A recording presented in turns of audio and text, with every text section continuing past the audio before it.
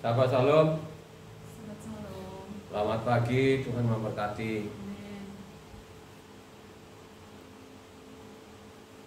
Sudah membaca belum ya? Sudah. Ini mau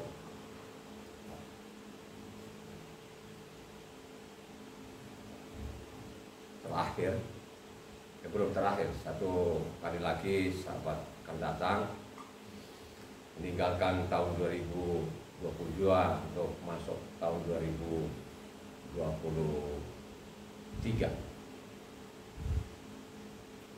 Saya tahun ini saya baca kitab suci dari Kejadian sampai Wahyu. Tahun 2022 ini nanti tanggal 1 sudah saya satu tahun ini 21 kali. Jadi 21 kali sudah Kejadian sampai Wahyu.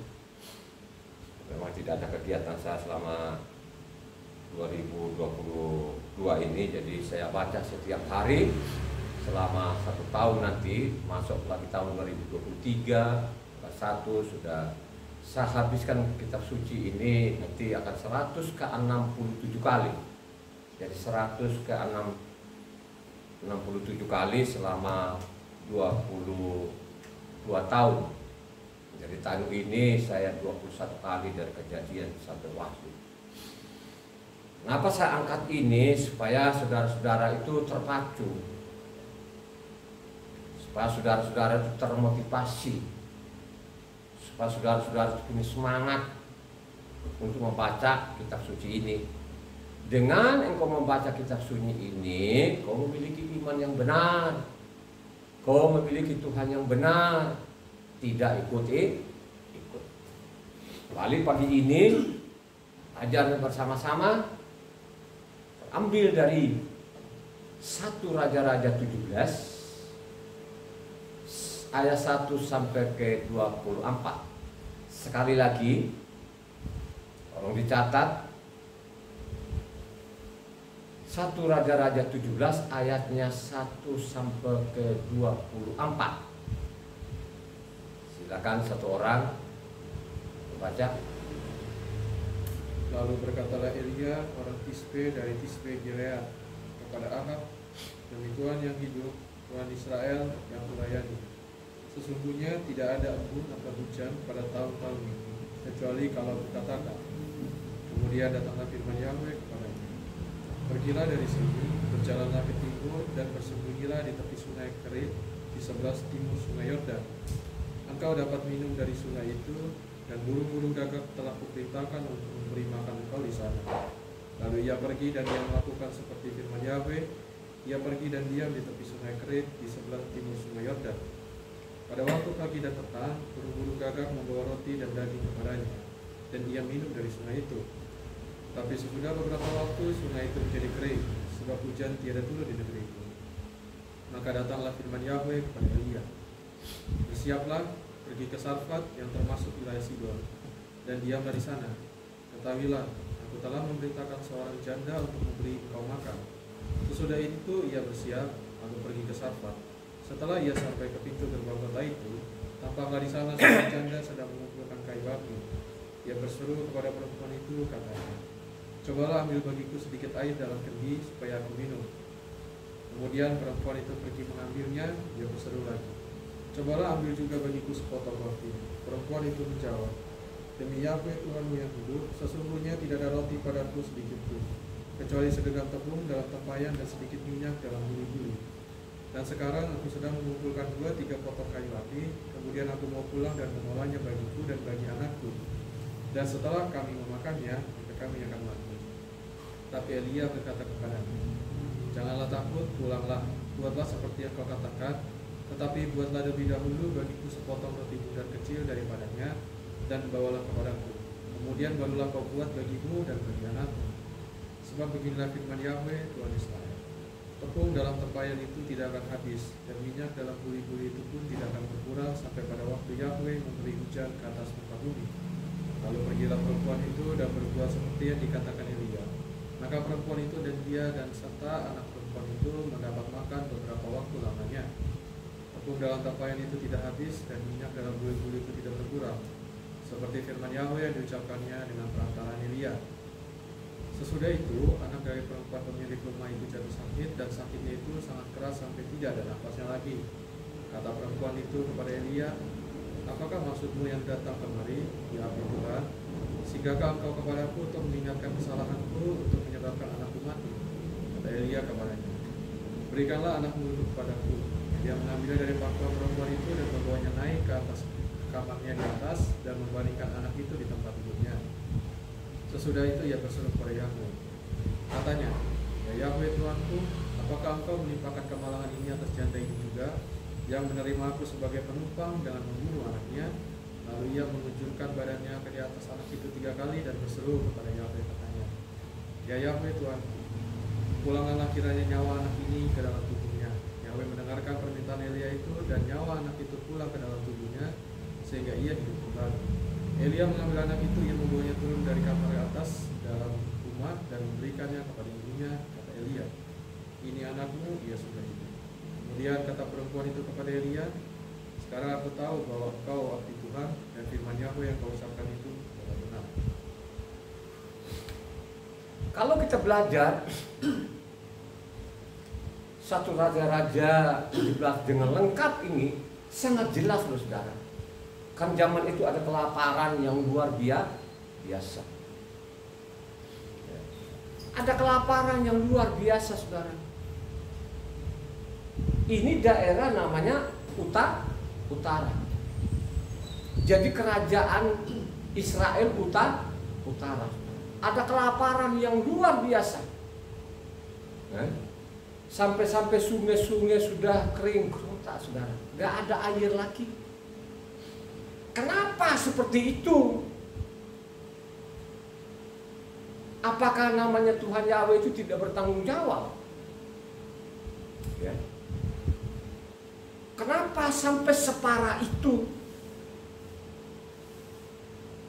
Kalau seorang namanya pembaca, pasti dia tahu, pasti ada akibat. Ya. Kalau kita mundur ke belakang, 1 Raja-Raja 12 di sana, apa yang dilakukan namanya Raja Yerobeam. Ada kejahatan yang dilakukan namanya bangsa Israel ini dari rajanya sampai rakyatnya. Makanya saya sudah mengatakan, kalau di mimbar itu salah, di depannya pasti salah semua. Yakin betul-betul, pasti dia tahu nanti akibatnya. Ingat baik-baik ya. Di mimbar itu kalau sudah salah, maka di depannya nanti yang dia khotbahkan pasti juga salah. Kalau saudara baca di 1 Raja 12 sana, apa yang dilakukan oleh Yerobeam? Yerobeam itu bikin ibadah baru. Jadi Yerobeam itu bikin ibadah baru saudara. Akhirnya apa? Pada waktu dia bikin ibadah baru tadi,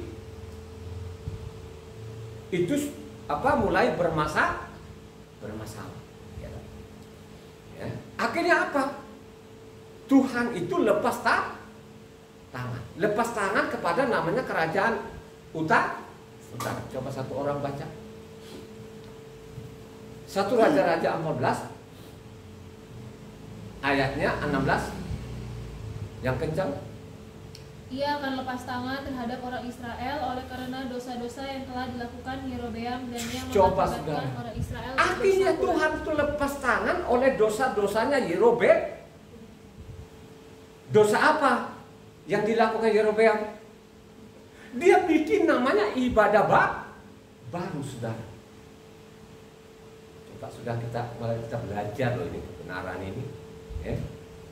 Dengan dia bikin tadi dia bikin lagi ibadah baru, akhirnya apa saudara? Persoalan mulai ada. Ya. Coba kan. Berjalanlah waktu, akhirnya utara ini makin parah. Ada kelaparan pada waktu itu yang luar biasa parahnya. Ya. Kalau kita baca lagi sana Dua Raja-Raja 4 di sana, sampai tuh anaknya di Dua Raja-Raja 6 ya, 6-7 itu. Dua Raja 6-7 sana, kalau kita baca di sana saudara, sampai anak mereka tuh dimakan loh saudara. Ya, ini kelaparan ini saudara, merajalela, nggak ada makanan lagi. Tapi ternyata saudara, ada seorang janda. Hari nyata loh ini saudara. Ada seorang janda di Sidon. Ya. Ini bukan janda biasa saudara. Janda yang luar biasa. Janda yang luar biasa. Ya.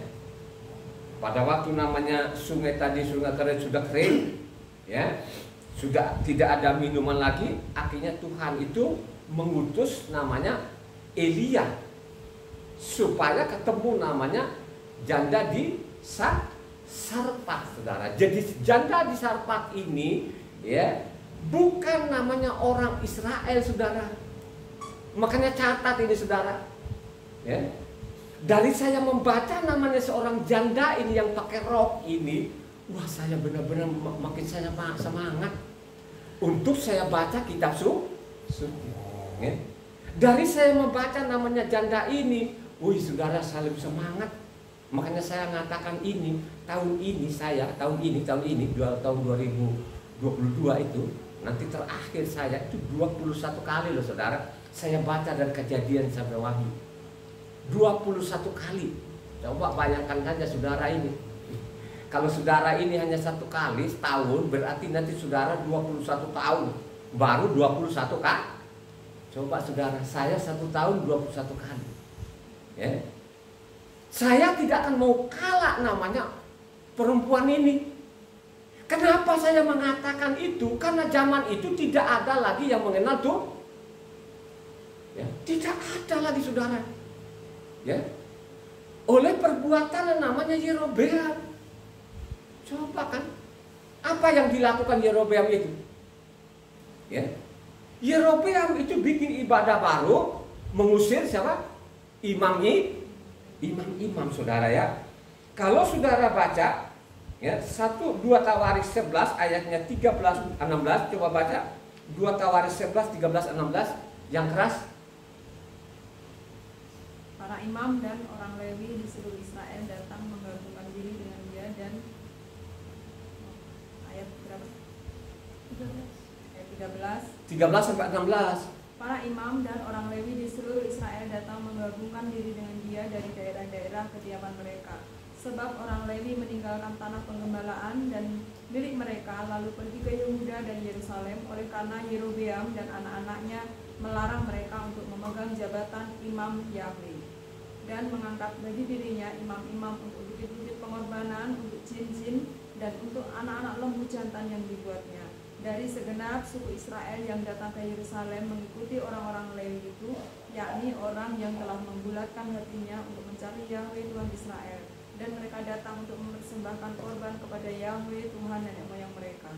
Coba bayangkan saja, ya, ini Yerobeam ini saudara, saking jahatnya ini saudara, ya, jahatnya, ya, diusirlah. Ini imam-imam ini sudah ketentuan namanya Taurat atau hukum-hukumnya Taurat itu tidak boleh sembarangan orang mengajar.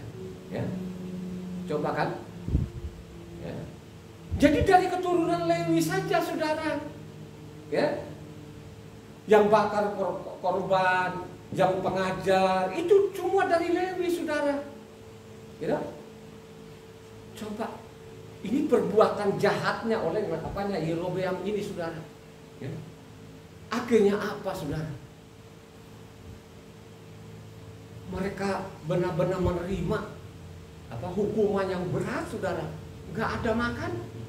Coba kan, di utara ini udah kelaparan, udah parah deh saudara, udah parah. Ya. Hanya satu-satunya nabi siapa? Adalah Elia saudara. Elia ini sendiri pun dikejar-kejar saudara. Ya? Kenapa sampai hidup di pinggir sungai dan lain sebagainya? Ya? Karena ulah-ulah pemimpin ini kerajaan utara ini kejahatan-kejahatan mereka. Mereka tidak mau lagi menerima namanya hukum Tuhan. Coba. Mereka buang, saudara. Tidak kenal namanya Yahweh lagi. Mereka buang ini nama Yahweh ini, saudara.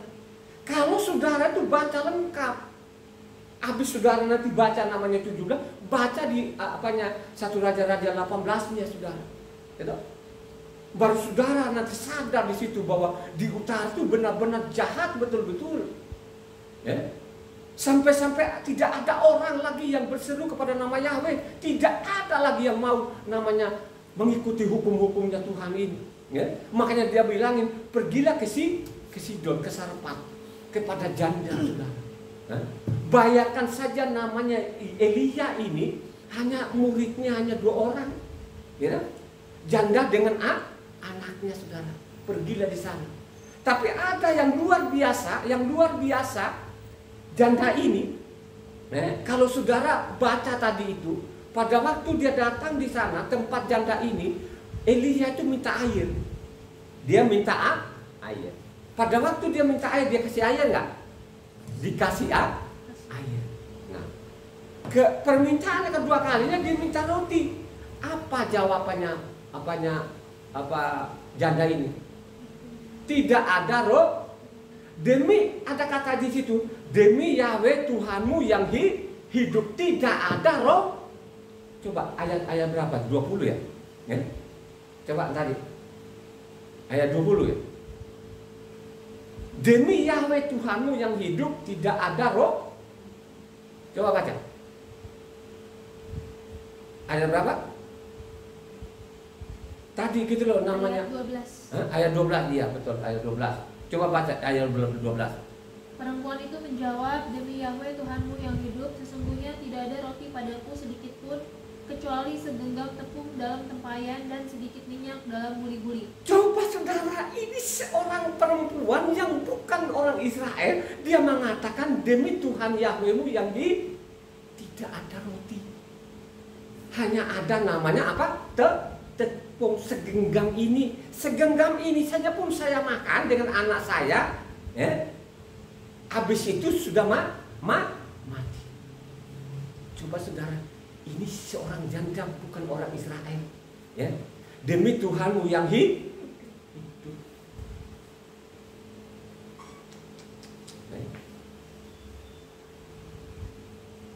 Tuhan kita, Tuhan yang hidup nggak? Amin. Kata-kata ini dari manusia atau dari Tuhan sendiri bahwa dia adalah Tuhan yang hidup? Ya, halo? Dia mengatakan bahwa akulah Tuhan yang hidup. Ada nggak yang percaya pada waktu itu bahwa dia adalah Tuhan yang hidup? Ya? Saya yakin betul-betul mereka tidak ngerti bahwa Tuhan itu ada. Gitu? Makanya kalau engkau baca namanya bilangan apa? Berapa? Bahwa akulah Tuhan yang hidup. Bilangan apa? Berapa? 14 ayat 21, coba baca. Hanya demi aku yang hidup dan kemuliaan Yahweh memenuhi seluruh bumi. Siapa yang mengatakan itu? Mose atau Yahweh itu sendiri? Tuhan. Demi aku yang hidup, berarti Tuhan yang hidup. Maupun ayat 28. Katakanlah kepada mereka, demi aku yang hidup, demikianlah firman Yahweh, bahwasannya seperti yang kamu katakan di hadapanku, demikianlah akan kulakukan kepadamu. Coba saudara, ini ada seorang perempuan, bukan orang Israel. Coba kan, demi Tuhanmu yang hidup. Coba, apa ada nggak di utara seperti itu? Kalau mereka benar-benar bahwa Tuhan itu ada, bukan Tuhan yang mati, dia adalah Tuhan yang nggak mungkin mereka kelaparan, saudara. Coba kita lihat kan, janda ini sudah di ujung tanduk loh, saudara. Ya, sekalipun dia di ujung tanduk, imannya dia tidak gugur, saudara, tidak gugur. Ya. Kalau zaman sekarang ini dia cari yang banyak. Kalau sekarang ini ada lagi yang ngomong, ya, kalau ada kebenaran itu kenapa sih sedikit? Gitu? Jadi dianggapin itu kalau banyak-banyak yang jutaan orang dia sudah juga kita tidak pakai ukuran juga. Karena kecil itu ada benar, ya. Itu belum tentu juga, karena banyak juga. Jangan kita juga bilang bahwa juga Tidak benar. Supaya kita tahu ini dia banyak atau kecil, dia benar atau tidak, makanya perlunya kita baca namanya kitab suci. Dengan engkau baca kitab suci nanti, biarpun banyak-banyak dia menyimpang, itu jangan kau itulah yang dilakukan namanya janda ini loh saudara. Dia luar biasa loh saudara. Ya. Coba. Ada lagi seorang perempuan. Ada seorang perempuan namanya seorang pelacur. Siapa? Seorang pelacur. Ya. Coba, apa yang dia katakan namanya seorang pelacur bernama siapa? Rahab. Ya. Coba, seorang pelacur juga ini, ya, pelacur luar biasa. Perempuan juga, bukan orang Israel juga. Ya. Dia bilang, Tuhanmu di langit, di atas langit, Tuhanmu di bumi, di bawah bumi, tidak ada yang lain. Coba siapa yang itu? Pelacur namanya Rahab. Di mana itu tulisannya? Ya. Kalau engkau baca namanya Yosua bin Nun 2 ayatnya 11. Coba baca satu orang. Supaya saudara belajar kepada ini, saya anggap ini luar biasa ini saudara. Termasuk sudah saya anggap itu tokoh juga ini saudara. Sekalipun mereka ini bukan orang-orang Israel saudara, tapi mereka luar biasa dua perempuan ini. Coba namanya Yosua bin Nun 2 ayatnya 11. Ketika kami mendengar itu, tawarlah hati kami dan jatuhlah semangat setiap orang menghadapi kamu. Sebab Yahweh Tuhanmu ialah Tuhan di langit, di atas, dan di bumi di bawah. Coba, gak ada yang lain. Akhirnya diselamatkan keluarganya gak? Halo? Dia selamatkan keluarganya nggak? Dia selamatkan keluarganya. Begitu juga lah janda tadi ini. Tidak ada Tuhan. Itu demi Tuhanmu yang hidup. Tidak ada roti, hanya ada namanya tepung. Tapi apa katanya Elia ini? Bikinkan dulu untukmu, baru untukmu. Diikutin ya nggak itu? Kelihatannya benar-benar berjanda ini saudara. Waduh, dia benar-benar diikuti namanya hukumnya Tuhan. Sekalipun dia di negaranya, dia di sana, nggak ada yang percaya itu. Dia nggak peduli. Dia tidak peduli loh saudara. Ya, sekalipun bangsanya itu tidak mengenal mereka menolak itu, tapi dia tidak peduli saudara. Sekalipun dia tidak ada namanya yang memimpin dia, nggak ada, dia tetap bertahan dengan anaknya saudara sampai titik darah penghabisan loh saudara. Ini janda ini saudara baca loh ini, gitu. Coba saudara, dia luar biasa sekali loh. Setiap saya baca namanya 1 Raja-Raja 17 saya tuntaskan, gitu. Saya kagum, ya, si janda ini, ya, sehingga dari tahun 2000 itu saya baca kitab suci ini, ya. Saya bilang bahwa Yahweh lah Tuhan, tidak ada yang lain. Ya. Dia satu-satunya. Yahweh lah yang datang di bumi ini, turun di bumi ini sebagai anak manusia. Akhirnya hidupku dulu yang di ujung tanduk, saudara ya. Saya ini juga pun di ujung tanduk juga saudara. Ya. Bagaimana tidak ujung tanduk? Kalau berak darah itu saudara coba. Ya. Jarang sekali kalau sudah orang berak darah itu hidup, pasti mati. Coba, selama 22 tahun saya tidak obat, saya tidak ke dokter, saya masih sehat-sehat sampai saat ini. Coba saudara, gitu? Karena apa? Karena saya mengakui bahwa Yahweh lah Tuhan, tidak ada yang lain. Amin gak itu? Pasti engkau lanjutkan hidupmu, ya? Tapi kalau kau tolak nama Yahweh ini, kau ganti nama-nama sembarangan itu, tidak akan lanjut hidup. Yakin betul-betul, ya. Mari belajar kepada janda ini. Marilah kau renungkan baik-baik kepada janda ini. Janda ini gak ada gelarnya, tidak ada gelar. Janda miskin gak punya apa-apa. Dia bertahan dalam kebenaran. Ingatlah ajaran Yosua. Ajarannya Tuhan Yosua mengatakan, 2-3 orang bersekutu dalam namaku. Halo. Dia mengatakan 2-3 orang bersekutu dalam nama. Ada nggak itu firman yang begitu? Halo, coba kau baca namanya Matius 18 ayatnya 20, yang keras.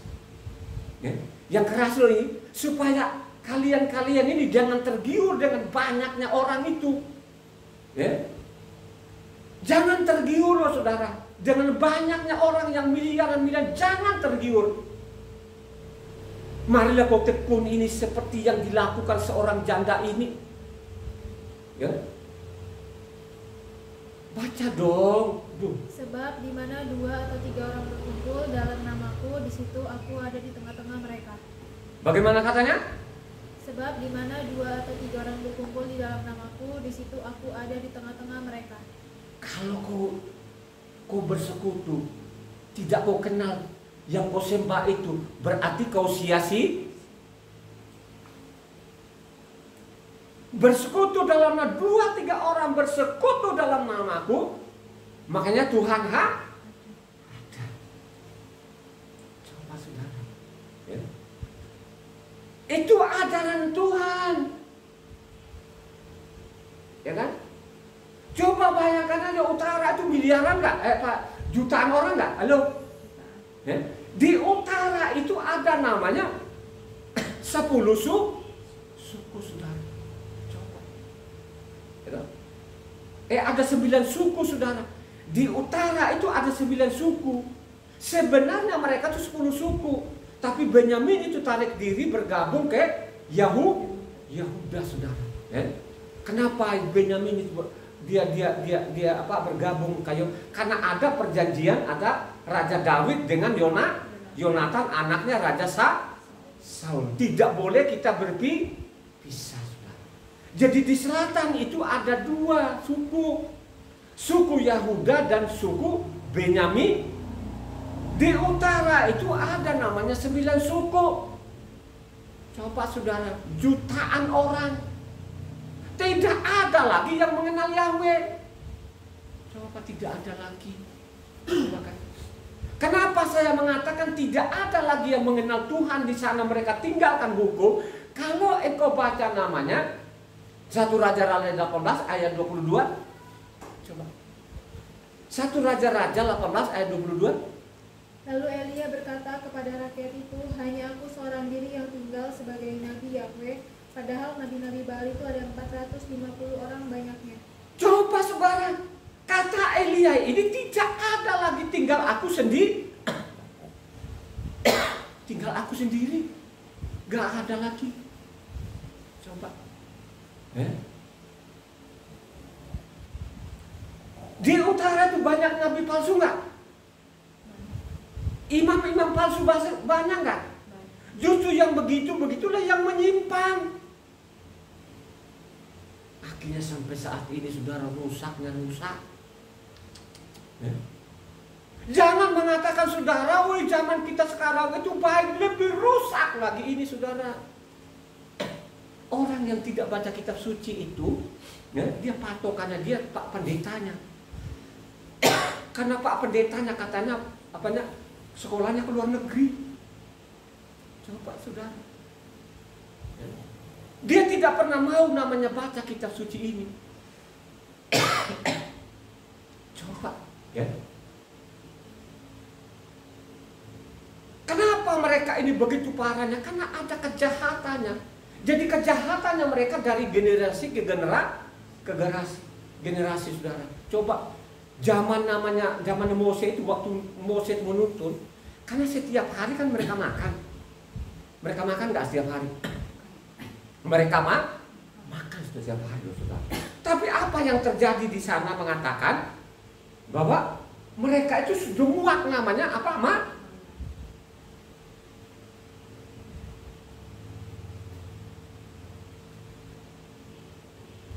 Ada tak mereka bersungut-sungut seperti itu?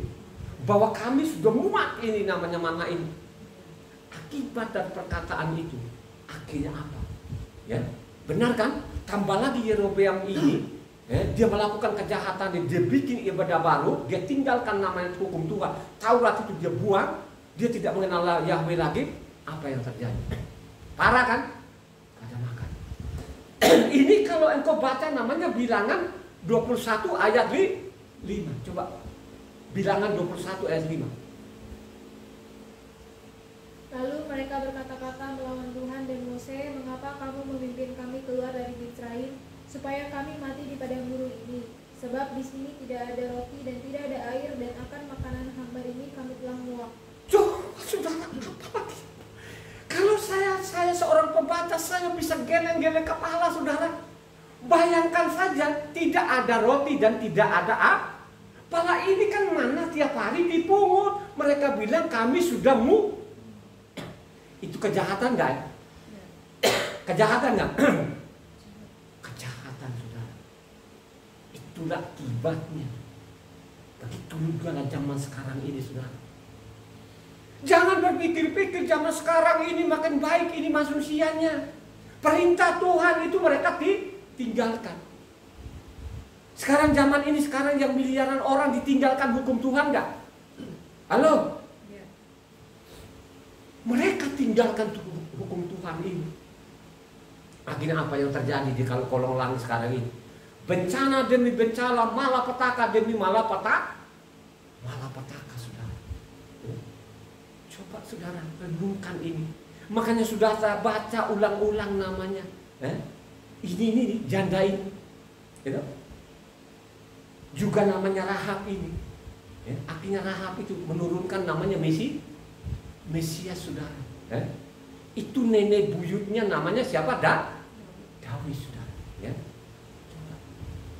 Nenek buyutnya Daud namanya Rahab. Tapi ingat perkataan Rahab, saudara, dia luar biasa pelacur ini. Tuhanmu di atas langit, di langit, di atas langit, di bumi, di bawah bumi. Kata-kata ini loh, saudara. Padahal itu ada tulisan di mana? Tuhan di langit, di atas langit, di bumi, di bawah. Tulisan di mana? Di Taurat itu tulisan di mana? Di Ulangan berapa? Ulangan 4 ayatnya 39. Coba kau baca di situ. Ya. Sebab itu ketahuilah pada hari ini dan camkanlah bahwa Yahweh Tuhan yang di langit, di atas dan di bumi di bawah, tidak ada yang lain. Coba saudara, sekarang ini, zaman sekarang lebih menggila, jadinya Tuhannya tiga, saudara. Terus ada lagi sekarang itu namanya Tuhan Bapa, Tuhan Anak Juru Selamat.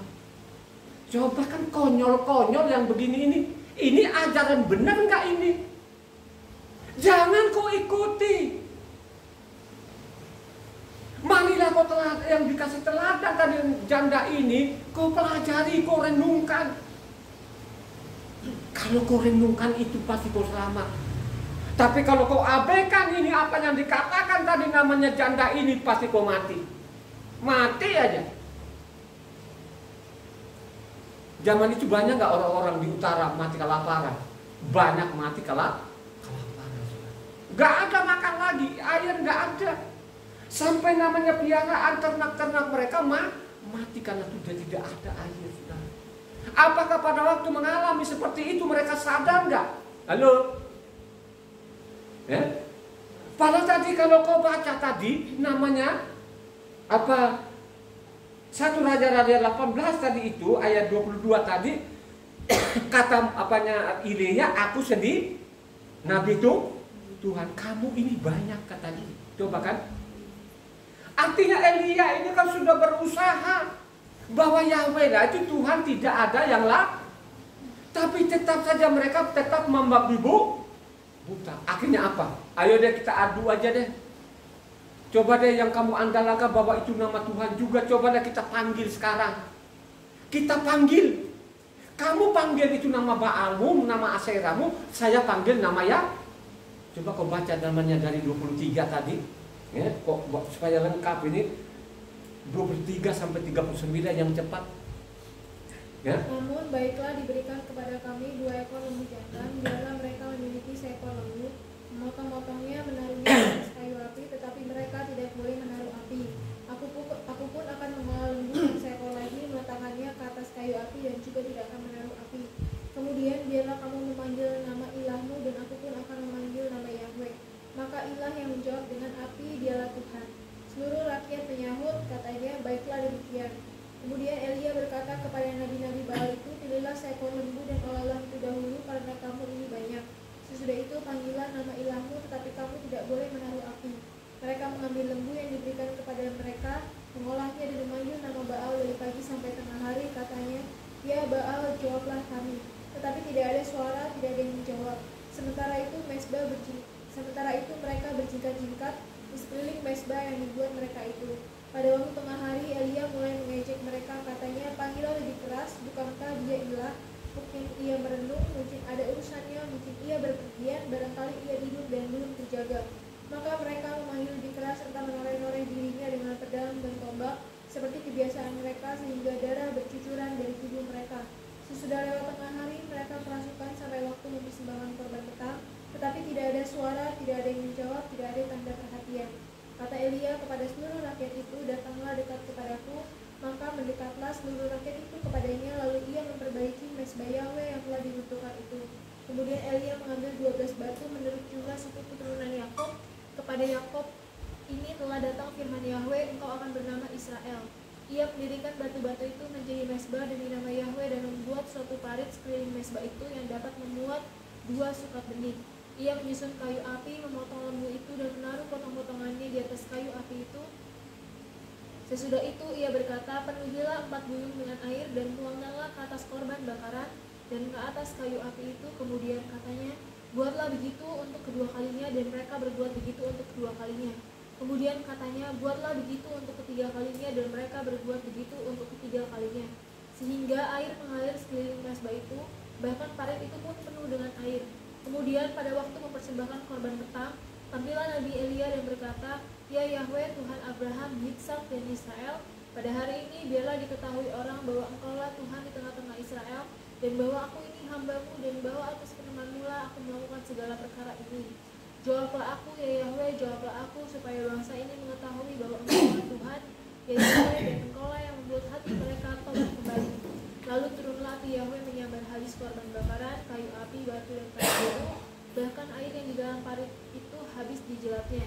Ketika seluruh rakyat melihat kejadian itu, sujudlah mereka serta berkata, Yahweh dialah Tuhan, Yahweh dialah Tuhan. Coba saudara, ayat 39 baru sadar bahwa Yahweh itu yang Tuhan. Coba saudara, ya? Coba, ya Yahweh, Tuhan yang disembah Abraham, Ishak, dan ya, dia pakai nama ya Yahweh, Tuhan yang disembah Abraham, Ishak, dan ya. Jawablah ada nggak sekarang zaman ini? Tidak ada lagi. Ya? Penyimpangan demi penyimpangan, saudara. Ya? Coba. Kenapa saya bilang penyimpangan demi penyimpangan? Karena ada Tuhannya 3, ada Tuhannya 2. Ada namanya Tuhan Bapa, ada namanya Tuhan A. Kalau sudah seperti ini, saudara, mau selamat itu, mau selamat. Ya? Coba, zaman itu, makanya ada juga seorang namanya Panglima Aram. Siapa? Halo? Dia adalah Naaman. Ya. Ini Panglima Aram. Dia punya penyakit kusta, saudara. Akhirnya dia datang, ketemu namanya Nabi siapa? Elisa. Coba. Pada waktu dia datang nih, Naaman ini dengan segala pasukannya, dengan segala namanya hadiah-hadiah, uang, emas, perak, ya, mungkin itu berkilo-kilo sudah. Datanglah ke Nabi Elisa, saudara, supaya menyembuhkan sakitnya. Apa yang dikatakan Nabi Elisa ini? Ya, pergilah, mandilah di sungai Yordan. Kagak ada namanya Elisa tuh datang goyang-goyang tangannya, kagak ada. Pergi saja ke jeburkan dirimu ke sungai Tapi apa dia bilang? Ini mendingan saya mandi sajalah di sana, di tempat saya di Damsyik, kan sungainya lebih bersih. Kenapa di sini jebur lagi sungai Yordan mungkin keruk kan kata. Tapi dinasehatin anak buahnya, prajurit-prajuritnya, bos, Kalau disuruh namanya yang sulit-sulit kan bos juga kan apa? Pasti ikuti, manut kan? Apalagi dia bilang suruh jebur ke situ. Apa yang terjadi? Katanya. Dia pergi dengan segala panas hati, dia jeburkan diri sungai Yordan, dia naik lagi, katanya kulitnya seperti bak, mulus lagi, sudah hilang namanya penyakit kusta, saudara.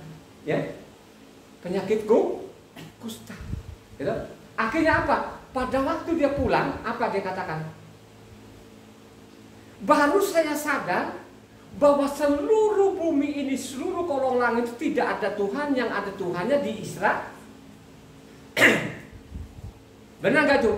Coba kau baca namanya 2 Raja-Raja 5 itu ayat 15. Ya, harus kalian mencatat ini saudara ya. Coba kau baca 2 Raja-Raja 5 ayatnya.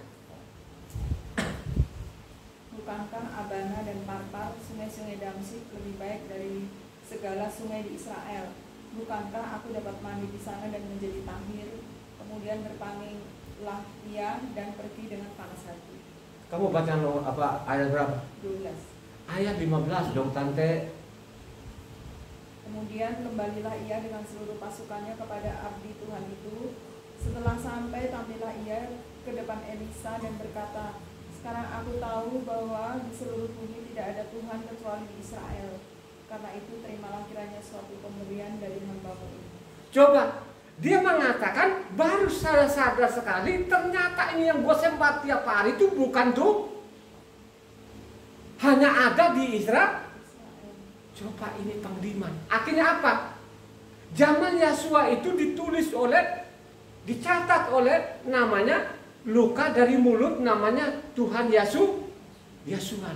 Dari mulut Tuhan Yesua itu dikutip lagi tadi janda di Sarfat maupun nama janda apa dari panglima namanya Naat. Coba baca Luka 4 ayatnya 25 sampai 27 yang keras. Jadi jelas sekali loh, zaman itu memang gak ada, di zaman Yesua gak kenal lagi namanya Yahweh ini. Hukumnya mereka tinggalkan. Coba. Dan aku berkata kepadamu, dan kataku ini benar. Pada zaman Elia terdapat banyak perempuan janda di Israel, ketika langit tertutup selama 3 tahun dan 6 bulan, dan ketika bahaya kelaparan yang hebat menimpa seluruh negeri. Tetapi Elia diutus bukan kepada salah seorang dari mereka, melainkan kepada seorang perempuan janda di Sarfat di tanah Sidon. Dan pada zaman Nabi Elisa banyak orang kusta di Israel, dan tidak ada seorang pun dari mereka yang ditahirkan selain daripada Naaman orang Syria itu. Coba saudara, ini dari mulutnya siapa? Tuhan Yesua. Dari mulutnya Yahweh itu sendiri. Amin gak itu bahwa ini di Luka itu dari mulutnya Yahweh itu sendiri. Amin. Jangan ada lagi Tuhan anak. Dari mulutnya Tuhan Yahweh sendiri yang menjadi anak manusia. Amin gak dong?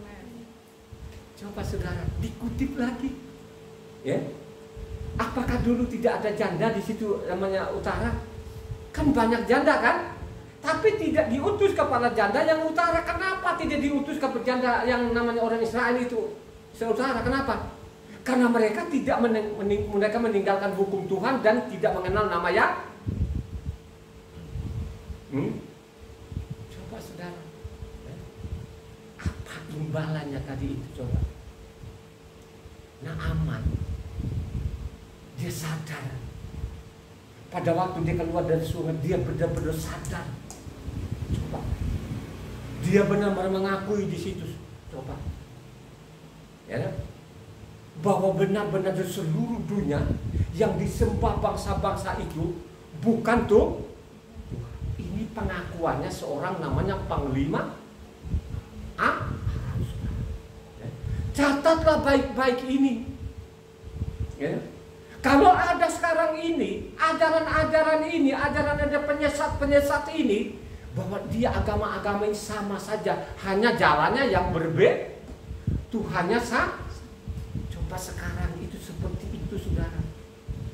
Engkau mau seperti itu? Engkau mau seperti itu? Ya? Hanya Tuhanmu satu-satu yang disembah.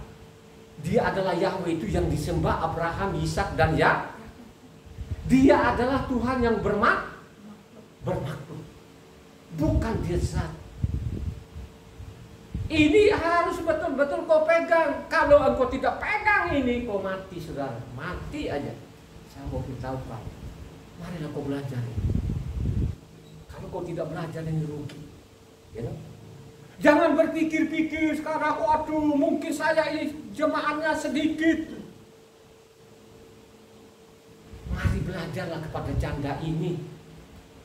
Kalau engkau tidak belajar kepada janda ini, makanya engkau orang yang paling rugi di dunia ini. Kenapa saya mengatakan? Karena sekarang itu penyesatannya luar biasa, saudara.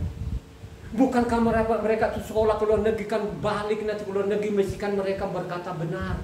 Tapi bukan berkata benar, tapi permanenkan namanya dosa dari generasi ke generasi ini, saudara. Ya? Mereka tidak mau lagi memanggil nama Yahweh. Mereka tidak menghiraukan namanya hukum-hukumnya Tuhan.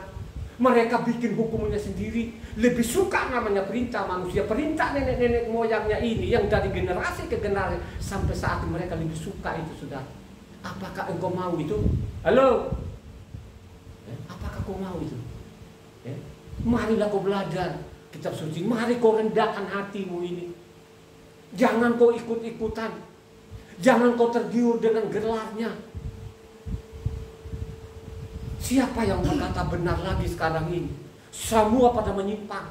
Ya, mereka bukan Bapak Yahweh, tapi punya anak Bapak Yahweh lagi bernama Yesus, bernama Yesua, bernama Yasua.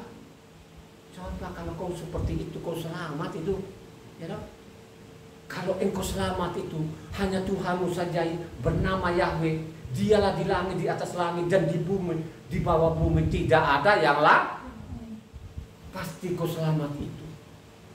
Kalau Tuhanmu tiba-tiba dia beranak, lo tidak pernah akan selamat aja. Bukan saya. Halo. Bukan saya. Tapi ada tulisannya di dalamnya. Ya. Hanya pada waktu dia jadi manusia ini mereka tidak kenal. Kenapa mereka tidak kenal itu? Karena sudah membatu hatinya. Mereka dewa-dewakan gelarnya. Nah, kalau orang sudah dewa-dewakan gelarnya itu, dia tidak pernah akan menyingkapkan kau kebenaran itu. Dia benci orang-orang namanya orang-orang sombong itu. Ya. Coba kan. Di utara itu banyak gak profesor-profesor. Halo. Kenapa kepada janda tadi ini? Tuhanmu yang hidup tidak ada. Dia rendah hati. Akhirnya apa? Pada waktu disembuhkan anaknya yang mati tadi, dibangkitkan anak mati. Ayat 24 terakhir gitu. Baru aku tahu bahwa benar-benar engkaulah nabi itu. Wih, dia bilang engkau nabi Tuhan. Coba. Ini janda loh sudah mengakui bahwa dia ini adalah nabi itu. Nabi ya? Coba sudah. Bukankah tadi pada waktu namanya bangsa Israel itu sudah dibikinkan namanya kita beradu kan gitu. Apakah pada waktu itu mereka sadar nggak itu? Karena tadi kalau kita baca 39 mereka yakin bahwa Yahweh itu adalah Tuhan. Apakah pada waktu itu benar-benar yakin bahwa Yahweh adalah Tuhan? Atau hanya sementara? Hanya sementara. Kalau engkau baca tuntas ini kitab suci. Kalau engkau baca sana, apa-apa yang terjadi? Pada waktu tadi diperlihatkan api tadi menyampar namanya korban-korbannya Elia tadi itu dengan pokoknya habis semua kayu dan air sendiri pun sampai dijilat oleh api tadi. Ya, mereka mengatakan bahwa Yahweh lah Tuhan. Habis itu dikejar-kejar nggak namanya si Elia ini? Dikejar ke siapa yang mengejar-ngejar ini? Adalah namanya siapa? Istrinya Ahab siapa? Isabel. Ini ada Raja Sidon, saudara. Ya, coba. Anak raja ini kawinlah sampai itulah mulailah ada lagi tambah lagi agama ini dicampur aduk makin rusak. Akhirnya dia melarikan diri kemana? ke Gunung Ho. Saudara. Dia lari, saudara. Bayangkan aja perjalanan dia 40 hari di padang pasir itu nggak makan, nggak minum. Coba saudara. Dikejar-kejar mau dibunuh. Apa yang dia bilang tadi waktu dia mengadu di sana? Dia mengadunya begini, ya. Tuhan,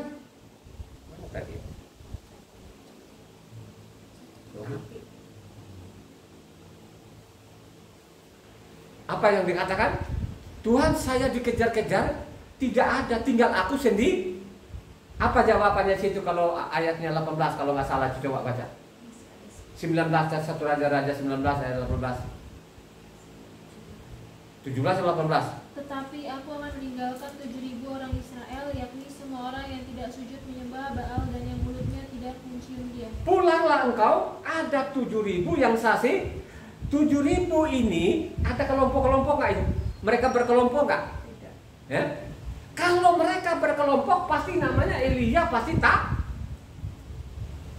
Mereka sudah nggak mau, bosan. Ya? Ogah deh, mendingan kita di rumah aja. Ya? Jadi mereka ini ada yang 7.000 ini di utara itu di rumah loh, tidak kali dia diam aja. Ya?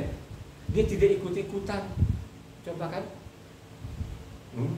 Nggak ada ikut-ikutan, dia nggak mau.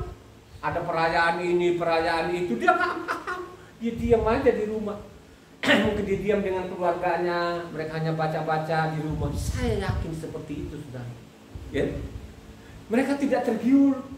Yang tadi kan nabinya berapa? Nabi Aserah 400, Nabi Baal 450. Banyak betul itu. Banyak. Ya. Dia adu deh yang 900 itu 950 deh adu deh. Coba kau panggil aja nama Tuhanmu itu. Ya. Coba sekarang zaman ini mendengar nama Yahweh, mereka hujat, saudara. Namanya nama Yahweh zamannya genderuwo. Coba nama Yahweh itu nama genderuwo. Coba kan saudara, kalau sudah seperti ini, mau ikut hujat seperti itu? Ya. Coba saudara, ingat baik-baik ya. Akhirnya berjalanlah waktu itu, dosa makin dosa saudara. Ya. Dosa makin dosa, susah dikendalikan. Ya. Tapi ingat juga loh, di Roma, kalau engkau baca di Roma, ya, Roma 2. Apa itu? Apa ajaran Tuhan di sana? Ya, ini kan juga kan dapat hikmat dari Tuhan. Kalau Roma itu adalah apanya? Suratnya Rasul Saul. Jadi penulis di Roma itu adalah Rasul Saul. Coba kalau kau baca namanya Roma 2 ayat 11 sampai 16. Coba Roma 2 ayat 11 16. Perhatikan itu kata-kata itu. Jadi saudara ini jangan tergiur. Jangan tergiur dengan dokternya, jangan tergiur dengan gedung-gedungnya, jangan tergiur saudara ya. Ingat baik-baik, perhatikan ini. Kamu baca namanya Roma 2 ayat 11 sampai 16. Sebab Tuhan tidak memandang bulu, sebab semua orang yang berdosa tanpa hukum Torah akan binasa tanpa hukum Torah. Dan semua orang yang berdosa di bawah hukum Torah akan dihakimi oleh hukum Torah. Karena bukanlah orang yang mendengar hukum Torah yang benar di hadapan Tuhan, tetapi orang yang melakukannya terus apabila bangsa-bangsa lain yang tidak memiliki hukum Torah oleh darangan diri sendiri melakukan apa yang dituntut hukum Torah, maka walaupun mereka tidak memiliki hukum Torah, mereka menjadi hukum Torah bagi diri mereka sendiri. Sebab dengan itu mereka menunjukkan bahwa isi hukum Torah ada tertulis dalam hati mereka, dan suara hati mereka turut bersaksi, dan pikiran mereka saling menuduh atau saling membela. Hal itu akan nampak pada hari bila mana Tuhan sesuai dengan Injil yang diberitakan akan menghakimi segala sesuatu yang tersembunyi dalam hati manusia oleh Hamasia Yahshua. Suatu saat nanti akan dihakimi engkau ini. Kalau engkau tergiur dengan namanya titel-titelnya, kalau tergiur dengan namanya bangunan-bangunan itu, saudara, suatu saat nanti, ingat loh tadi itu, ya. Taurat mereka tidak ada pegang Taurat, tidak pegang mereka Taurat itu, tidak ada pengajar mereka itu, tapi Taurat itu ada di halo, Taurat itu ada di hati mereka. Mereka tidak meninggalkan itulah yang dikatakan tadi Elia, pulanglah, masih ada 7.000. Itu orang yang tidak berkoak-koak. Orang-orang yang tidak menghina namanya Yahweh. Ya? Orang-orang yang tidak menghina namanya hukum-hukum Tuhan. Ada di rumah-rumah mereka itu, mereka belajar sendiri. Mereka baca Taurat itu. Itulah yang dikatakan pulang masih ada 7.000. Apakah sekarang ada seperti itu? Gitu? Mereka mengandalkan namanya apanya dokter-dokter sekarang ini. Kalau dia dokter benar-benar dia mengatakan benar, kenapa kita tidak percaya? Ya. Tapi dokter mana lagi sekarang ini yang mengungkapkan, yang mengatakan bahwa Taurat itu tetap berlaku? Coba saudara, ya.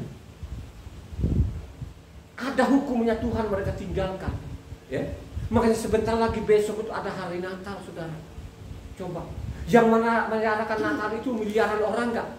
Halo, coba kan, miliaran orang seluruh kolong langit ini, saudara, dengan seluruh kolong langit ini akhirnya terbius. Coba saudara, ya, terbiuslah. Ya. Kalau kita bicara namanya, oh hari ibadah namanya Sabat, kau pergi saja ke Israel.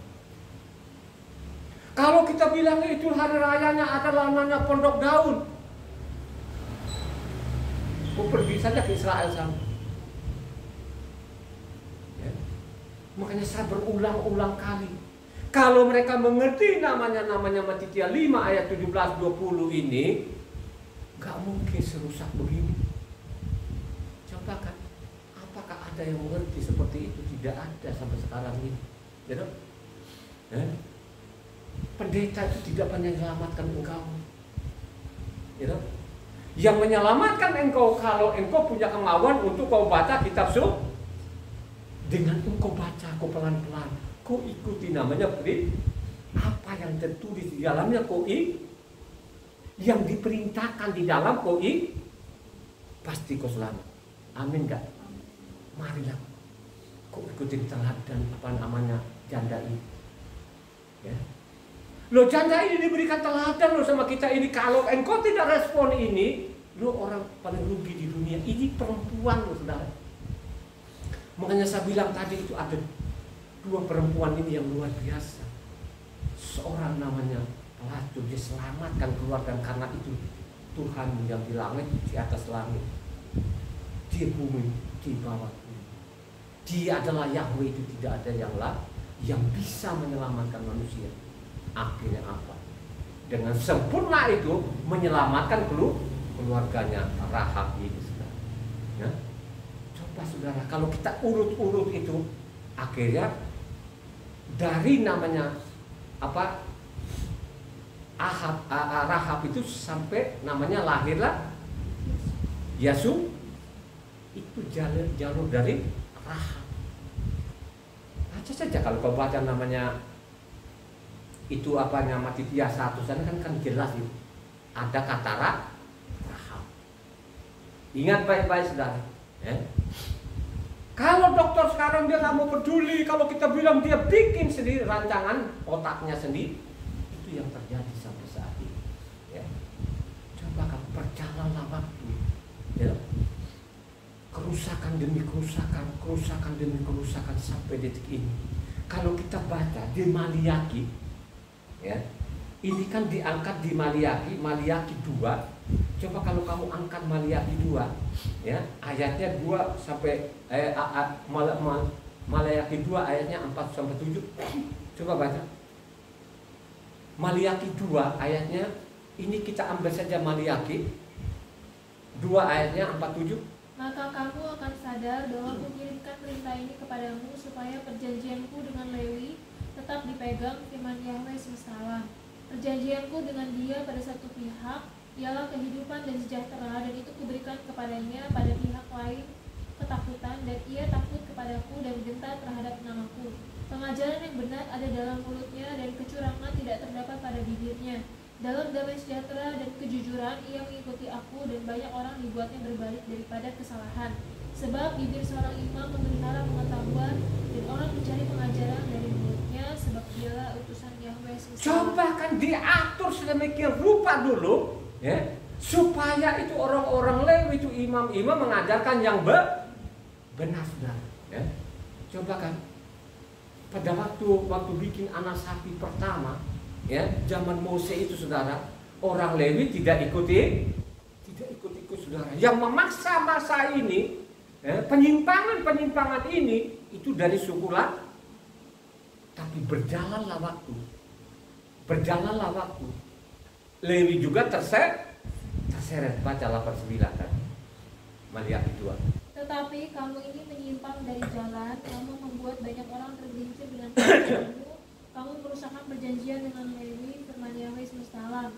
Maka aku pun akan membuat kamu hina dan rendah bagi seluruh umat ini, oleh karena kamu tidak mengikuti jalan yang kutunjukkan, tapi memandang bulu dalam pengajaranmu. Coba saudara, makanya kalau engkau baca namanya Maliaki 1, 2 sampai 3 itu ditujukan kepada imam yang coba saudara, coba kan. Saya yakin ini Maliaki dengan Nahaman Nehemia itu kira-kira yang terakhir yang mana? Kalau saudara pengalaman saudara baca Maliaki dengan Nehemia ini, saya yakin itu Nehemia yang terakhir. Ya, yang terakhir sekali sudah tidak ada surat lagi. Tapi ingatlah baik-baik, zaman Nehemia itu mulai menyimpang. Jadi terbaca di sana, coba Esra, jadi dari Esra dengan Nehemia kan sejaman lah ya, gitu ya. Coba Esra 10, ya, coba Esra 10 ayatnya 15. Esra 10 ayat 15. Hanya Yonatan ben Asael dan Yahzea ben Tikwa berdiri menentang perkara itu, disokong oleh Mesulam dan Sabetai orang Lewi itu. Coba kan, jadi kalau kamu baca lengkap itu di salam itu diperingatkan supaya mereka tidak boleh kawin campurkan. Ini zaman Esra, ya. Ini biang-biangnya lagi sekarang ini penyimpangan ini juga dari namanya pengajar tadi itu mulai menyimpang. Coba baca ayat 18-nya. Tadi yang Esra 10 ayat 18. Di antara kaum imam yang memperistri perempuan asing terdapat dari Bani Yesua ben Yozadak dengan saudara-saudaranya Maaseya, Eliezer, Yarib dan Gedalia. Coba kan. Jadi kelihatan sekali ini mulai menyimpang. Ini namanya orang-orang pengajar sudah tidak benar. Ya. Akhirnya apa tadi? Kalau sudah dibimbang itu tidak benar, maka yang diajar juga tidak benarkan saudara. Menyimpang. Ya. Makanya kalau kebaca namanya Nehemia 13 ayatnya 7 sampai 18 di sana, bagaimana namanya Tobia ini, orang-orang namanya Amon ini, mereka sudah bikinkan namanya bilik-bilik di pelataran itu lingkungan namanya Baisu cuci sudah. Coba kamu baca. Ini penyimpangan ini yang mengajak-ngajak ini yang tidak benar ini itu dari namanya orang-orang Lewi ini, imam-imam ini. Imam-imam kelihatan sekali mereka menyimpang ini, menolak namanya hukum Tuhan. Mari kita selidiki kitab suci ini. Baca namanya Nehemia 13 ayat 7 sampai 18. Di situ juga pun mereka menyimpang juga namanya masalah perpuluhan, termasuk juga sabatnya. Coba baca. Ini supaya jelas ini saudara. Ya. Lalu aku tiba di Yerusalem 7 sampai 18. melihat kejahatan yang dibuat Eliasib untuk keuntungan Tobia. Sebab bagi Tobia ini telah disediakannya sebuah bilik di pelataran rumah Tuhan. Aku menjadi sangat kesal lalu melempar semua perabot rumah Tobia keluar bilik itu. Kemudian kusuruh mentahirkan bilik itu. Sesudah itu kubawa kembali ke sana perkakas-perkakas rumah Tuhan, korban sajian dan kemenyan. Juga kudapati bahwa sumbangan-sumbangan bagi orang Lewi tidak pernah diberikan, sehingga orang-orang Lewi dan para penyanyi yang bertugas masing-masing lari ke ladangnya. Aku menyesali pada penguasa, kataku, mengapa rumah Tuhan dibiarkan begitu saja. Lalu kukumpulkan orang-orang Lewi itu dan kukembalikan pada tempatnya. Maka seluruh orang Yahuda membawa lagi persembahan persepuluhan daripada gandum, anggur dan minyak perbendarahan. Sebagai pengawas-pengawas perbendarahan, kuangkat Imam Selania dan Zadok, seorang Alkitab dan Pedaya, seorang Lewi, sedang Hanan ben Zakkur ben Matanya diperbantukan kepada mereka. Karena orang-orang itu dianggap setia, mereka diserahi tugas untuk mengurus pembagian kepada saudara-saudara mereka. Tuhanku, ingatlah kepadaku karena hal itu namaku, dan janganlah hapuskan segala perbuatan bakti yang telah kulakukan terhadap rumah Tuhanku dan segala pelayanan di dalamnya. Pada masa itu kulihat di Yehuda orang-orang mengirik memeras anggur pada hari Sabat, pula orang-orang yang membawa berkas-berkas gandum dan memuatnya di atas keledai, juga anggur, buah anggur dan buah ara, dan pelbagai muatan yang mereka bawa ke Yerusalem pada hari Sabat. Aku memperingatkan mereka ketika mereka menjual bahan-bahan makanan. Juga orang Tirus yang tinggal di situ membawa ikan dan berbagai barang dagangan dan menjual itu kepada orang-orang Yehuda pada hari Sabat, bahkan di Yerusalem. Lalu aku menyesali pemuka-pemuka orang Yehuda, kataku kepada mereka, kejahatan apa yang kamu lakukan ini dengan melanggar kekudusan hari Sabat? Bukankah nenek moyangmu telah berbuat demikian sehingga Tuhan kita mendatangkan seluruh malapetaka ini atas kita dan atas kota ini? Apakah kamu bermaksud memperbesar murka yang menimpa Israel dengan melanggar kekudusan hari Sabat? Kamu mau tambah lagi malapetaka enggak? Yang melakukan kejahatan ini siapa? Imam ini dibiarkan saja loh saudara. Ini terbaca loh saudara. Coba kan? Sedangkan nama Nehemia ini kan bukan nabi dan bukan juga imam saudara, tapi dia luar biasa, seorang bupati itu yang memahami hukum Tuhan. Ditegur sama mereka ini, apakah kamu ini mau tambah-tambah kejahatan lagi ini? Bukankah kita malapetaka, kau tinggalkan Sabat dan lain sebagainya, kau mau tambah lagi malapetaka ini? Gak kapok-kapok juga kalian ini. Coba saudara, apakah dia mengatakan itu mereka dengar nggak? Halo? Tidak, mereka tidak hiraukan. Kalau kau baca namanya tadi Nehemia 13 ayat 23, bagaimana manusia-manusia orang Israel itu mereka kawin campur dengan orang-orang Asdod. Coba baca. Namanya Nehemia 13 ayat 23. Pada masa itu juga kulihat bahwa beberapa orang Yahudi memperistri perempuan-perempuan Asdod, perempuan-perempuan Amon atau perempuan-perempuan Moab. Coba berjalan waktu itu mereka tetap saja melakukan namanya dosa sudah. Mereka tidak peduli. Yang lebih parah lagi kalau engkau baca tadi itu ya apanya Nehemia 13 ayat 28-29 yang keras.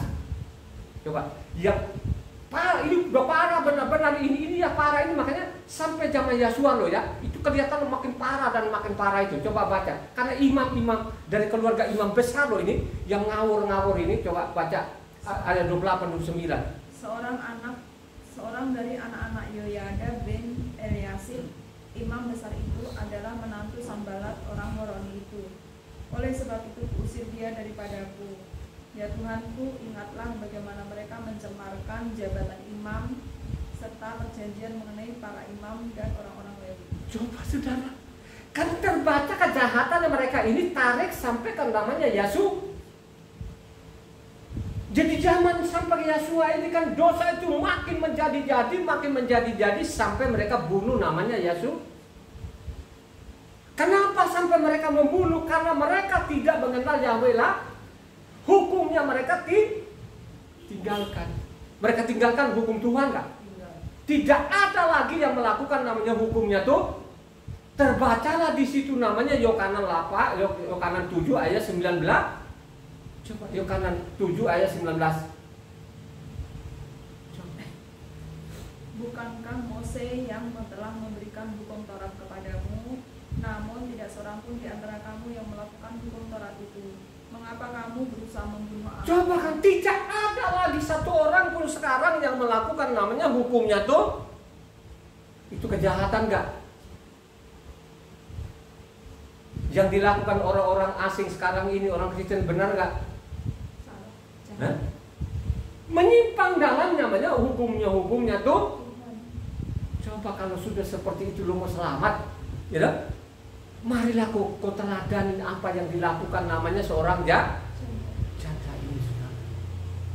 Marilah kau rendahkan hatimu, jangan kau sok tahu, oh bukan level saya, kan ada satu dokter ini kan, mungkin dia sekolah luar negeri kan, ya, mungkin dari daerah saya juga salah, wilayah timur, oh bukan level, ngajar betul itu, dia sombong-sombongkan itu, ya. Coba kan, dikira kita ini dianggap dia dokter terus tidak ada tuh yang membaca kitab suci. Gitu? Coba itu yang begitu-begitu kau ikuti, Ya, itu kejahatannya mereka ini. Makanya saya mengatakan mari kau pelajari namanya apa yang dilakukan namanya si janda ini. Ya, kalau kau ikutin apa yang dilakukan janda ini, kau mengakui bahwa Yahweh adalah Tuhan, tidak ada lain, pasti engkau selamat, saudara. Ya. Ya. Coba kan pesan terakhir juga kalau kita lihat tulisan dicatat di Malaki di sana, Malaki 4 ayat 4 sampai 6. Coba, ini kan dipesan juga sama kita ini. Ya, coba. Ingatlah kepada Taurat yang telah kuperintahkan kepada Mose hambaku di Gunung Horeb untuk disampaikan kepada seluruh Israel, yakni ketetapan-ketetapan dan hukum-hukum.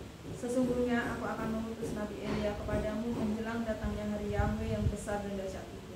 Maka ia akan membuat hati bapa-bapa berbalik kepada anak-anaknya dan hati anak-anak kepada bapa-bapanya, supaya jangan aku datang memukul bumi sehingga musuh. Lu mau berbalik nggak kepada hukumnya Tuhan? Saya mau tanya secara jujur sama kalian itu. Mau kembali nggak kepada hukumnya Tuhan? Amen. Kalau engkau tidak kembali kepada hukum Tuhan, pasti kau mati. Dia tidak pernah akan kompromi. Ya. Ini pesan ditulis namanya Malaki. Makanya pada waktu dia datang di bumi ini bukan meniadakan satu titik. Satu titik saja pun kau tiadakan pasti bermasalah. Halo. Hanya persoalan sekarang ini. Persoalan sekarang ini, zaman edan ini, luar biasa edannya ini, yang merasa itu mereka paling benar di hadapan Tuhan. Ya, coba kan. Mereka sekarang cari guru-guru untuk menyenangkan telinga. Coba kan sekarang. Zaman edan ini, ya, zaman edan ini, begitu edannya edan sekarang ini, saudara ya, mereka carilah guru-guru. Guru-guru yang mereka cari itu, saudara, bukan guru-guru biasa. Carilah guru-guru yang punya titel. Dengan dia punya titel, nanti dia akan campur-campur sedikit dengan lawak-lawaknya. Mereka teriak-teriak apa? Amin Coba saudara. Ya. Makanya sudah dicatat di sana 2 Timotius 4 ayat 1 sampai ke 4 sana dicatat bagaimana nanti akhir zaman ini makin edanlah manusia ini, carilah guru-guru yang menyenangkan telinga mereka ini. Coba baca 1 sampai ke 4 yang keras. Di hadapan Tuhan dan Yeshua Hamasyah yang menghakimi orang yang hidup dan yang mati, aku berpesan dengan sungguh-sungguh kepadamu demi penyataannya dan demi kerajaannya. Beritakanlah firman, siap sedialah baik atau tidak baik waktunya, nyatakanlah apa yang salah, tegurlah dan nasihatilah dengan segala kesabaran dan pengajaran, karena akan datang waktunya orang tidak dapat lagi menerima ajaran sehat, tetapi mereka akan mengumpulkan guru-guru menurut kehendaknya untuk memuaskan keinginan telinganya. Mereka akan memalingkan telinganya dari kebenaran dan membukanya bagi dongeng. Coba kan, memalingkan telinga itu dengan kebenaran, mereka lebih suka namanya dongeng lebih suka namanya cerita dari mulut ke mulut. Mereka tidak mau lagi namanya menyelidiki kebenaran yang dimaksud itu apa lo? Taurat. Makanya namanya Ulangan 6 di sana ayat 25 mengatakan, kalau engkau menjadi benar, ikuti namanya Tauratnya tuh. Ya. Itu yang dia mengatakan, aku datang itu bukan meniadakan itu orang benar. Tapi sekarang ini kau tinggalkan Taurat tidak berlaku lagi. Hukum-hukumnya Tuhan ditinggalkan. Apakah itu orang benar? Itu diajak lo mati yang kekal. Ya, kalau engkau tidak sadar juga apa yang dia lakukan ini, janda ini, lu orang paling rugi di dunia. Ya. Kalau kau mengandalkan titel-titelmu itu, saudara, ya, titel-titel inilah yang menyeret-nyeret orang ini, saudara, masuk dalam neraka. Ya. Ingat pada waktu Yeshua itu, bagaimana dia mengikam namanya ahli-ahli Taurat. Celakalah kamu ahli-ahli Taurat, celakalah kamu ahli Taurat. Kamu baca lengkap di sana namanya Matitia 23. Apakah ada orang yang baca Matitia 23 itu yang sadar? Ya? Kalau mereka sadar itu saudara ya, makanya dia akan kembali, namanya hukumnya tuh Tuhan. Pasti dia akan kembali kepada hukumnya Tuhan. Ya? Hanya persoalan sekarang ini, orang buta menuntun orang Halo. Kenapa saya mengatakan ini orang buta menuntun orang buta? Karena mereka meninggalkan namanya hukumnya tuh itu orang buta. Nah kalau sudah orang buta menuntun orang buta, kira-kira sama-sama masuk got nggak? Masuk jurang nggak? Masuk Halo. Kalau ada yang mengatakan kamu apa? Jalannya lurus, ujungnya Amsal 14 ayatnya 12. Coba baca. 14, 12. Ada jalan yang disangka orang lurus tetapi ujungnya menuju maut. Supaya kau tahu ini apakah jalan lurus atau menuju maut. Supaya kau tahu ini bahwa ini apanya jalan maut itu, supaya kau tahu itu apa yang kau lakukan. Baca kitab sehingga kalau kau diajak kau di jalan ini, ya kau nggak mau, tidak sesuai, aku nggak mau. Loh, ini yang lewat ini kan banyak orang katanya, biarin aja kok banyak. Ada nggak ajaran Tuhan? Karena lebarnya jalan itu banyak sekali orang yang Halo, di mana itu? Coba kalau baca namanya apa? Matitia 7 ayatnya 13-14. Baca yang kencang. Masuklah melalui pintu yang sesang itu, karena lebarlah pintu dan luaslah jalan yang menuju kepada kebinasaan, dan banyak orang yang masuk melaluinya. Karena sesaklah pintu dan sempitlah jalan yang menuju kepada kehidupan, dan sedikit orang yang mendapatinya. Kira-kira ya sedikit sekali katanya. Sedikit, yang sedikit ini apa? Yang sedikit ini karena memang sedikit mereka masuk atau bagaimana? Coba saya tanya kalian ini. Yang sedikit ini karena dia sedikit terus masuk gitu. Halo? Berjuang bagaimana dia berjuang? Supaya karena sempit sedikit. Berjuang bagaimana? Melakukan orang. Baca kitab suci ini berulang itu namanya berjuang, supaya benar-benar kau paham itu yang sehingga ada orang yang mengatakan ini loh jalan lurus, supaya engkau tahu itu apakah jalan lurus atau jalan bengkok. Makanya kau selidiki namanya kitab suci. Disuruh selidik gak kitab suci? Kau baca saja Daniel 12 kan sangat jelas di situ kan, ya? Orang yang menyelidiki, orang punya pengetahuan kan begitu loh. Daniel 12 sana itu, gitu? Gitu? Karena sempitnya jalan, sedikit sekali orang. Kira-kira ini Ibu Ana ini kan seorang pembaca lah. Ibu Ana ini kan Ina, Evan ini kan orang-orang yang belajar ilmu sekuler ini. Nah pada waktu kamu jujur kalian ini, pada waktu kamu baca kitab suci itu kira-kira berat nggak? Ya? Jujur kalian. Berat. Ya? Coba saudara, ya? Ya? Tapi harus kau berusaha. Halo?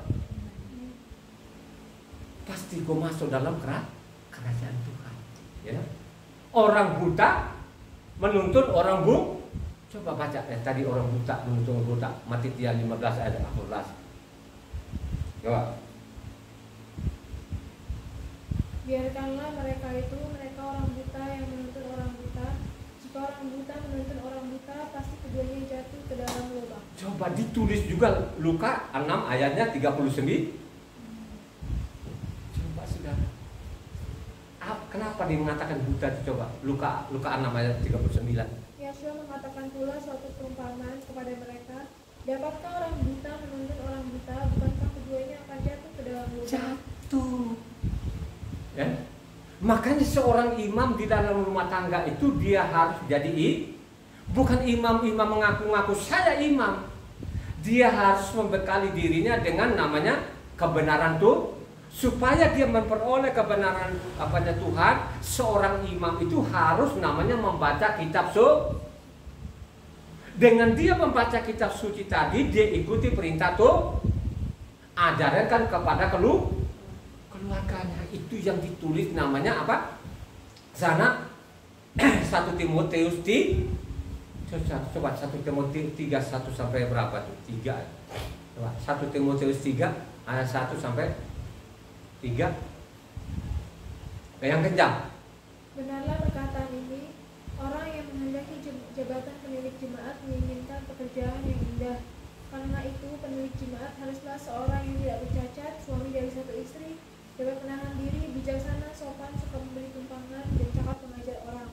Bukan pemilu, bukan pemarah, melainkan peramah, pendamai, bukan hamba uang, seorang kepala keluarga yang baik, disegani dan dihormati oleh anak-anaknya. Jikalau seorang tidak tahu mengepalai keluarganya sendiri, bagaimanakah ia dapat mengurus jemaat Tuhan? Coba itu saudara.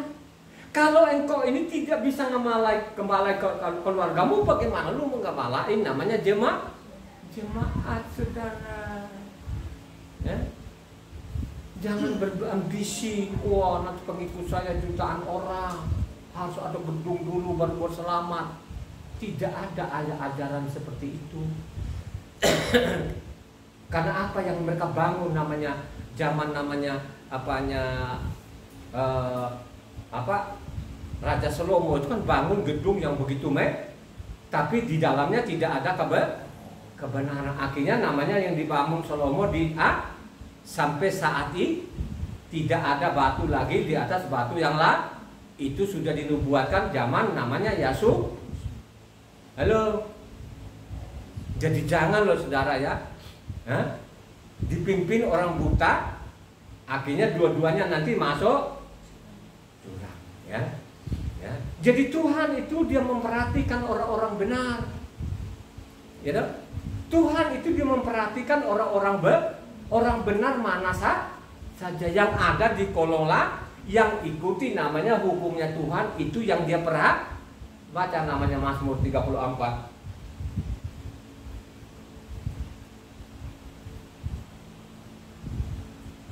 Mazmur 34 ayatnya 15 loncat ke 17. Mata Yahweh tertuju kepada orang-orang benar dan telinganya kepada teriak mereka minta tolong. 17.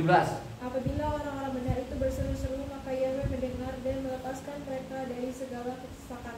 Coba, janda di Sarpat itu orang benar nggak? Dia dengar nggak teriakannya? Yakin betul-betul dia teriakan. Ini kan tinggal genggam, tinggal segini kan? Tinggal ini minyak, tinggal dia teriak. Tuhan, kami makan ini, kami mati. Tapi dia yakin, karena engkau menganggap aku adalah Tuhan yang hidup, bukan aku Tuhan yang mati, aku selamatkan.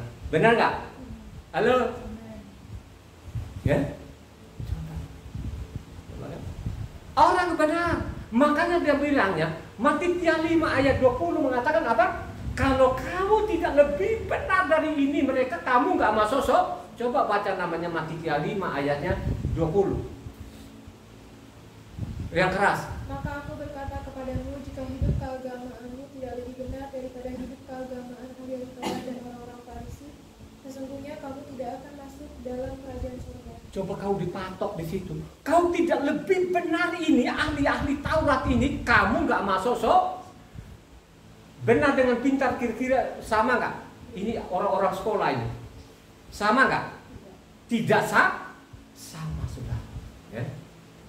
Coba kan dia bilang kalau kamu menjadi benar, ikuti namanya perintah tuh. Makanya dia mengatakan dari atas itu, aku datang itu bukan meniadakan Taurat. 1.1 yuk. Siapa saja yang meniadakan 1 titik itu akan masuk neraka. Halo. Jadi dia perhatikan apa? Orang-orang dia dengar teriakan orang-orang benar, dia akan Amin enggak? Marilah hari ini kau renung betul-betul ini apa yang dia lakukan seorang janda ini. Ya. Marilah betul-betul kau taruh di hatimu Tauratnya Tuhan, hukum-hukumnya Tuhan ini. Karena engkau ada di tengah-tengah bangsa yang dunia yang begitu jahatnya sekarang ini. Coba saudara, ya. Hukum-hukumnya Tuhan mereka tinggalkan, mereka tidak mau lagi, mereka tidak pedulikan lagi. Ya. Mereka menghujat nama Yahweh. Ya. Mereka gantikan nama-nama yang tidak jelas lagi dari mana itu saudara. Ya dong, coba kan.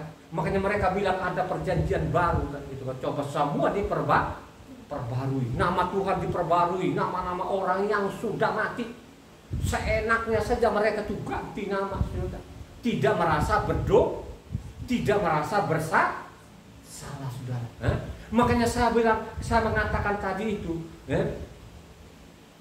yang ada sekarang itu adalah musuh-musuhnya Tuhan. Kenapa saya bilang musuh? Karena mereka tidak pernah mau mendengar apa yang dia katakan. Aku datang bukan meniadakan Taurat. Ya, coba kan. Mereka seolah-olah itu tidak berdosa. Ya. Marilah kau renungkan lagi tadi namanya Mazmur 34. Ya. Setiap teriakan orang-orang benar pasti dia dengar. Kok amin gak itu? Amin. Ya. Dia akan mendengar jeritan hatimu. Ya. Coba kan. Untuk kau masuk dalam kebenaran itu pasti kau banyak tantangan. Amin gak? Amin. Lu masuk dalam kebenaran itu pasti banyak tantangan saudara. Kalau engkau baca Roma 8 ayat coba 35 atau 34 ya coba. Ya. Coba 34 atau 35, coba dibaca Roma 8.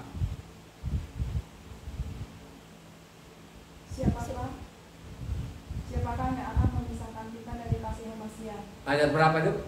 35. Nah, 35 betul. Coba. Siapakah yang akan memisahkan kita dari kasih Mesias? Penindasan atau kesesakan atau penganiayaan atau kelaparan atau ketelanjangan atau bahaya atau pedang? Banyak sekali yang untuk dihalangi lo itu, untuk tetap jalur dengan Tuhan, pasti banyak sekali halang. Bisa saja ekonomimu, mungkin saja kesehatanmu dan lain sebagainya. Tapi kalau masalah penyakit tidak pernah akan kau mati karena penyakit. Itu bagian penghalang. Tapi tetap engkau berharap karena namanya Yahweh yang disembah Abraham, Ishak dan ya kan gitu ya. Ya. Tetap saja di situ kau pegang baik-baik itu, ya. Jangan kau tergiur, ya. Makanya pesan terakhir, khotbah terakhir, baca namanya Markus 12. Markus 12 ayatnya 28 sampai 34 yang kencang-kencang supaya di luar sana mendengar, ya, bahwa benar-benar Tuhan itu esa, bahwa Tauratnya itu kekal. Tidak pernah Tuhan menganulir perkataan sendiri. Baca yang keras itu namanya Markus 12 ayatnya 28 sampai 34 yang kencang.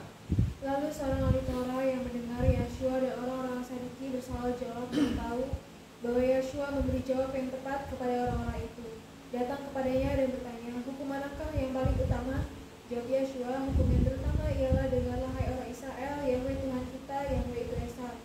Kasihilah Yahweh Tuhanmu dengan segenap hatimu dan dengan segenap jiwamu dan dengan segenap akal budimu dan dengan segenap kekuatanmu.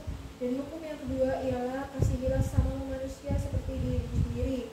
Tidak ada hukum lain yang lebih utama daripada kedua hukum ini. Lalu kata ahli Taurat itu kepada Yeshua, tepat sekali guru, benar katamu itu bahwa dia Esa dan bahwa tidak ada yang lain kecuali dia.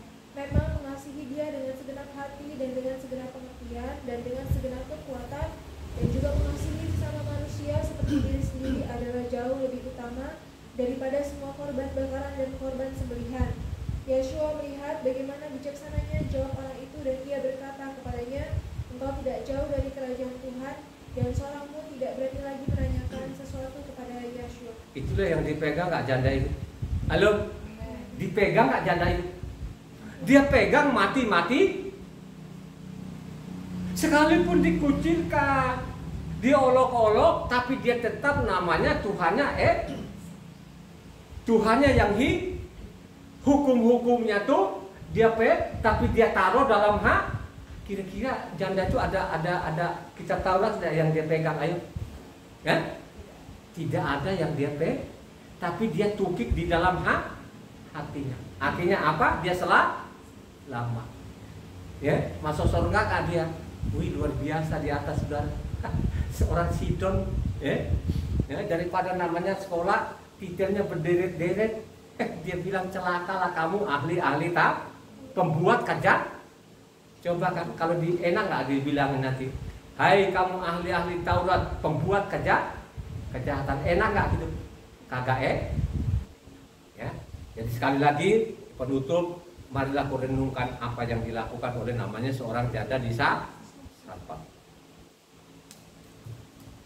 Haleluya.